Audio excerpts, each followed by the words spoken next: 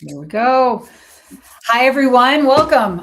We are very excited about the other division of our organization that we get to explore today. As founders ourselves, we've gone through what we believe to be the roller coaster ride of our life. It's been very fun. It's very exciting, but it's also very challenging. And there are things that you learn about business differently when you're a founder. And William and I have had those experiences over the last couple of months. I'm Terry Wixton. I am the co-founder and chief strategy officer for Reflection Point Advisors. I'm here to introduce my business partner and brother, William Roy. William's president and handles all of the go-to-market features and functions of our organization. He's been working with founders to help them prepare and go to market more effectively, looking at their internal systems, figuring out where the bottlenecks are. And we'd like to share a little bit about what that program looks like and what we've discovered. So William, it's all yours. Thank you. I appreciate that. It is great to be working with you, Terry, to have this business partnership, to have gone through even starting over a little bit with the experience that we had already, right? You and I have spent the last nearly 8 years working together in a previous organization, building that company up, working over a number of different vertical elements, everything from supporting HR responsibilities to marketing to lead gen.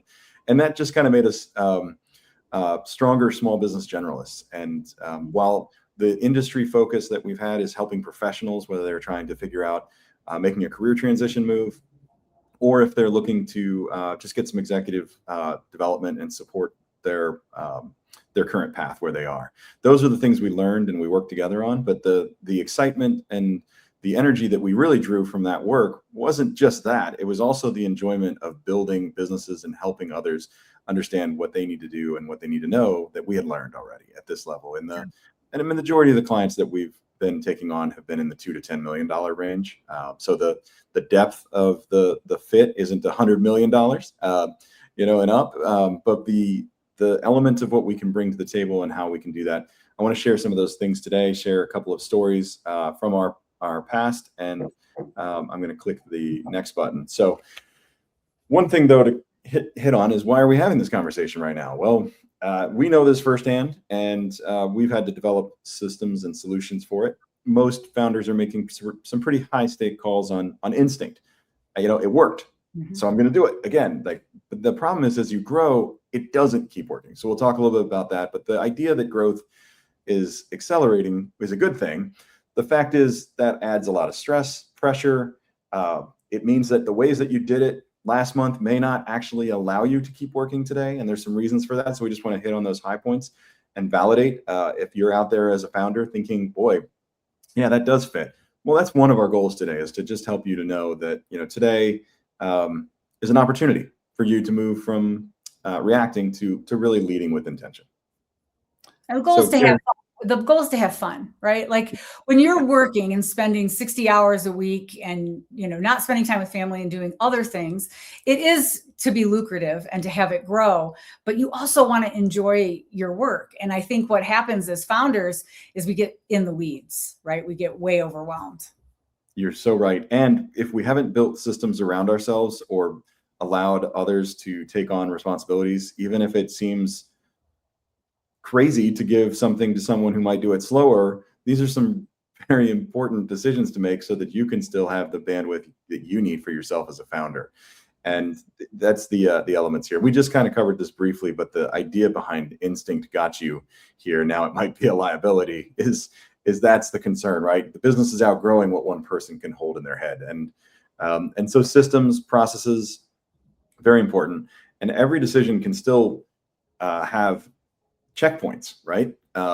As the queue is growing, but it can't be you everywhere. And so that's some of the things that we've been helping businesses realign their leadership teams or their staffing, look at operations where technology could fit in. But these are different pieces of the puzzle. We'll get into a little bit later when we talk about the health and the different, what we call the 7 different areas of where you might be having challenges or success. But Terry, if you want to talk a little bit more too, because you could talk about this, what happens when we don't have that kind of alignment, right? We've seen that in the past in our businesses and our corporate life experience as well. Well, I think when you have things that you're trying to accomplish, and there's only so many resources, meaning time, money, and attention that you have and the attention that I have. Sometimes decisions slow down. Things don't get done when people are bringing things to you and you don't necessarily have the ability to stop long enough to digest it deep enough to make the decision that's the best for the business in the long run. You start putting band-aids on things instead of really putting solutions in place. And that really starts to show up the problems with that when you start to build more team. They need you to check in. They need you involved, and they need to have some element of your oversight. But boy, if they don't know what your vision is, they can't really represent you and your business in the most effective way. And no one will ever be who you are as the business owner. They never have the same commitment. They never have the same ability to make promises. But if you aren't sharing the load, then you're going to get trapped spending your week working really on just trying to play this catch-up game or spinning. It'll feel like spinning plates. That's where it comes into that it can be a little bit lonely at the top. You spend a lot of time by yourself making those decisions. Like you spend your time, it is lonely. Like it gets lonely sometimes. That brings the stories to the table, right? We want to talk a little bit about that. I know that in some of the past people that I've worked with already this year, and some of the owners and founders of businesses that I've spoken to, they have all these people who work for them, but they have a particular problem. For whatever reason that they can't communicate with them. And it's partly because of the role that they play in the leadership, and those people are reporting to or involved in that. So they're not the right people to talk to about everything. So especially when it gets into deeper questions about what's next, those people are looking to you as a founder as the one who knows where things are going. And it's good to incorporate them. Obviously, teaming and having an open communication around brainstorming is great. But when you're really getting into the depths of what your stress is dealing with and what you think need to be worked on, you can't have that as easily with your staff. There's probably one or two key staff. That's great, but they still shouldn't necessarily be in every conversation. That's not the place for them, and it doesn't support them being effective in their spot. So what you need is someone to help you think out loud. And technology is letting us do a lot more of that with tools like AI bots. And I mean, I think I just had a conversation this morning verbally with Claude back and forth about an upcoming situation. I just turned on voice mode and went back and forth. So there are some of these tools out there, but the human judgment element and the context are still not there, even if you build all the best systems in the world to try and capture that, because it's not timely. It's not human judgment made ready. It sounds like it's making human judgment, but really it's just giving you the best answer it can based on the parameters that it knows. And that's not an ideal way to run a business if you want to still be running it, or if you want to let the You're still kind of guessing. There's still an element of not being sure all the time, but it's wider when you don't have a trusted partner in a particular area to have discussions. That's it.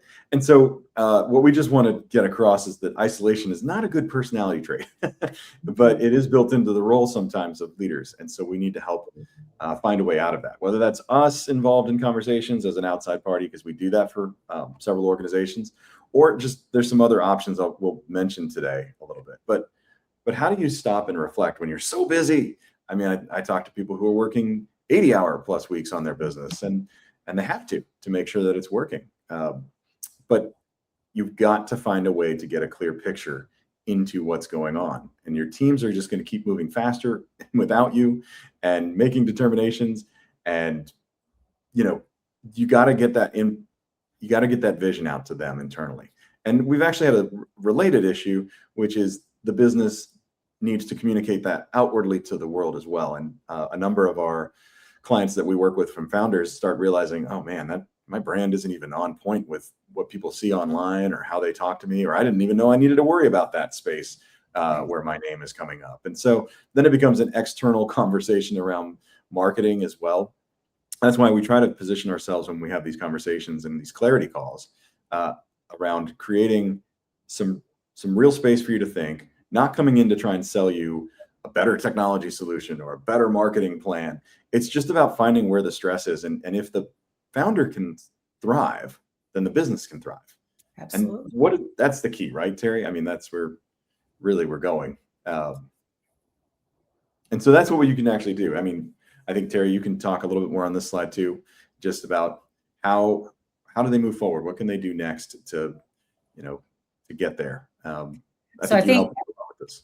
I think it's, root cause analysis has been around for decades, but when it comes to a founder, you're looking at things to try to figure out what the frustration is and what's causing it, and try to nail down how to remedy that. Because once you remove the bottleneck or take out the friction, then business flows and people are getting things done and everyone's productive, and that makes people happy. And, that is what we're always after, I think.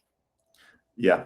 And so when you're a business owner and you're looking at your situation, you're wondering maybe what next to do. The big picture here is that you don't need to hustle more. Yes, I'm sure there's hustle everywhere, but there is an element to this that is so important. Build a quick picture of where your biggest problem is and start working on that at least. So you don't have to eat the whole elephant at once, right? It's really also hard for you to see all of what's going on that could be your biggest problem from the inside. So whether that's us or other third parties that you trust or other businesses that are adjacent to you that maybe you have a very close owner relationship with, those can be good as well. But it's not always about just pushing and pushing and pushing and working harder. It's about seeing the whole board, and that makes a big difference. This is a special slide to me because my son has really gotten into chess and enjoys it immensely, and is killing me at it, by the way. Nice. This is Ethan. Yeah, he's getting better every week, and so I'm really just losing faster now. So it's good. But what we've come up with in terms of thinking structure, and we want to share the concept with you guys today, and then put the offer out there. The structured element of this is let's do a diagnostic, and it can take. If you don't have a lot of time, we can squeeze in a little bit here for a questionnaire, a little bit here for a conversation. If you're within a driving radius of me or Terry and you have a big storefront shop or something like that, maybe we'll even be able to do a little walkthrough in the space to give you some more insights on where the connection's going.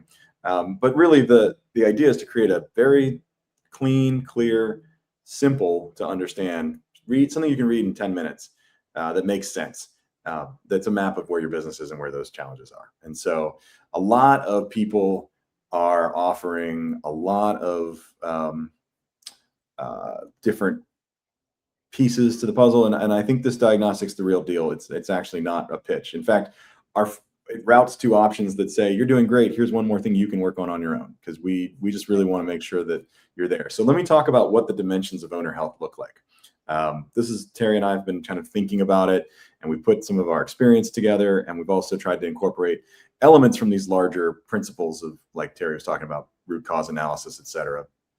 Each one of these is just an area of how are you doing in your financials? How are you doing in your operations and systems? Do you have a good team and leadership culture? Is the market and the customers, are they responding well to what you're saying? And where is there any kind of a gap potentially there? And then strategy and peers. So you really do need that, whether that's through peer groups that you might be a part of, or buying groups or networking groups. Any of those are going to be another viewpoint that you have to make time for.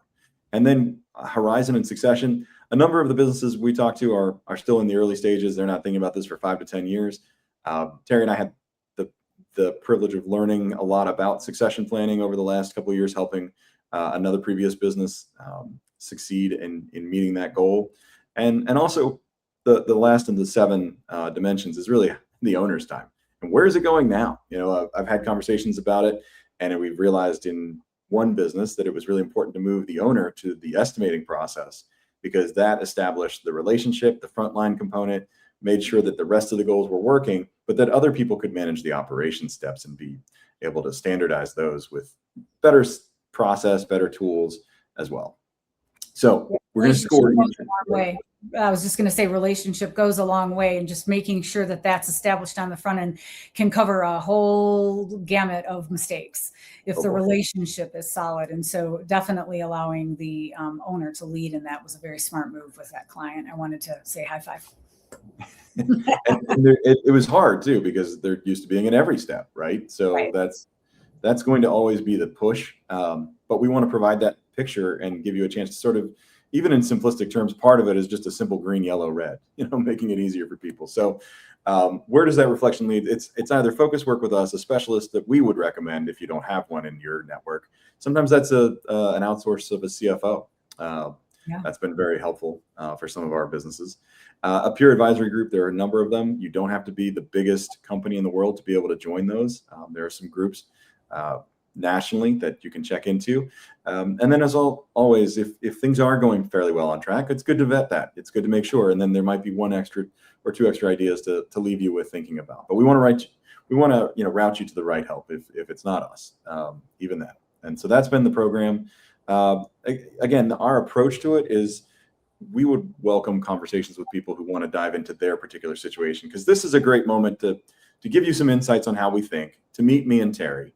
But we can't really get into depth, and we want to have a good conversation with people. So we call it a clarity call because it is about really identifying and reflecting. And then from there, we might go into a discussion about what it would look like to do what we call the owner's audit. And if that makes sense. So the owner's audit, starting with a clearer picture, how do we get there? The button I was going to click was, let's see, share, stop.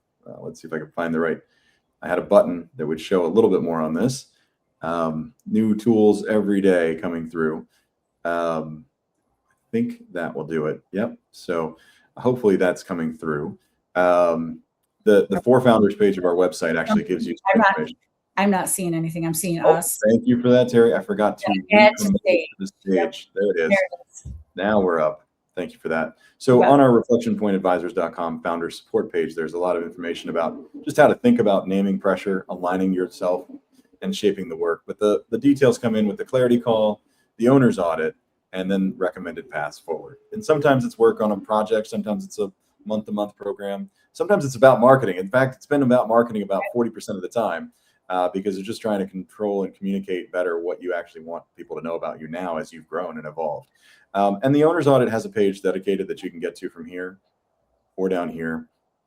But again, the options start to blur for people because they've heard you've heard every approach if you're on here. And most of these conversations feel like a sales call. So what we really want to do is figure out how to help you get where you stand, get a scorecard that shows you where you're going and some patterns that we noticed that'll just keep you moving. And those 7 key elements of the picture, again, it's where your week actually goes. It's what kind of revenue ups and downs are. Now that's a personal conversation we're not going to dive all into in the owner's audit. It's a more of a high level for you to gauge against yourself. But this has been a very important conversation to realize. And oh my goodness, I could just spend so much time talking about the financials because a lot of small businesses just don't know what they need to do. They just try to let QuickBooks run. They try to get their accountant to do all the work of putting everything in. And a good bookkeeper is essential to having good categorization and a chart of accounts.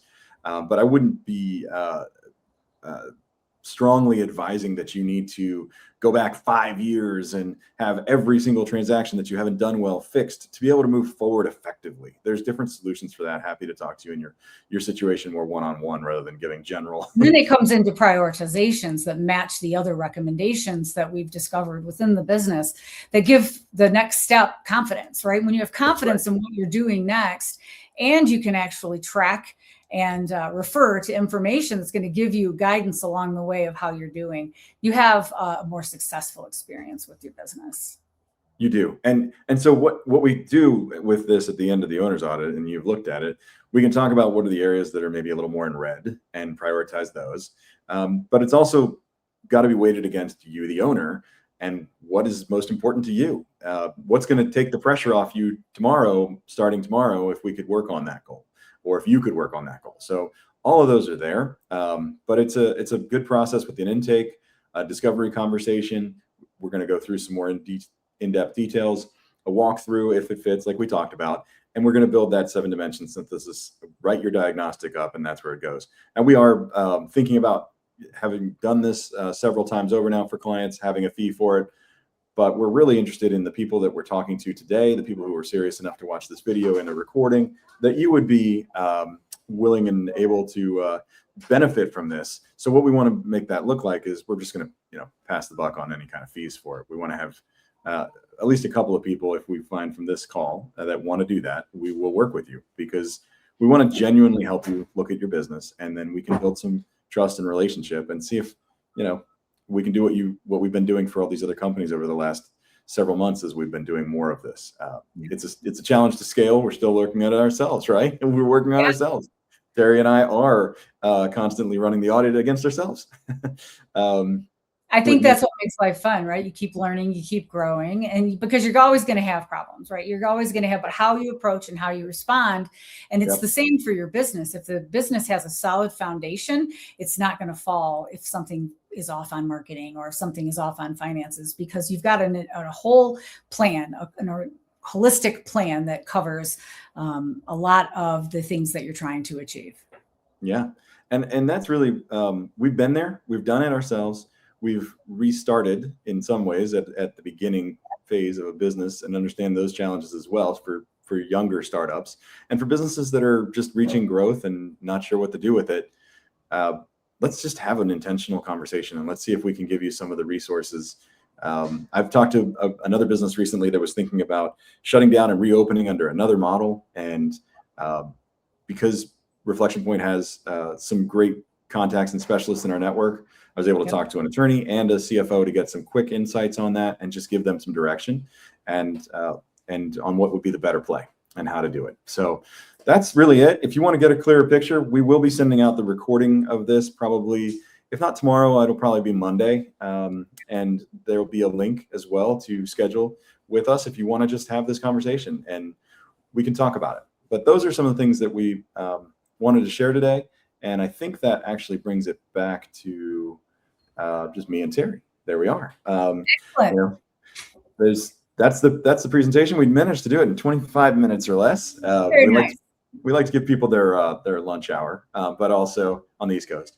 But we're based in Denver and we're based in Indiana, but we've been working with clients in Florida, Virginia, all over. So we'd love to hear your questions and comments too after this. So we'll try to send you a way to give us some things that you want to know more about, because we wanted this to be a filling time for you, and one that encourages you or those contacts that you know, or if you're interested in being one of our partners in our network and that's what you joined for today, that's great too. All right, William, thank you for the time that you put into preparing the presentation and getting everything up. And until next time, we'll do another LinkedIn Live conversation in July. And we haven't picked the date yet, but we will circulate that to all the attendees. Thanks for coming today. Bye, buddy.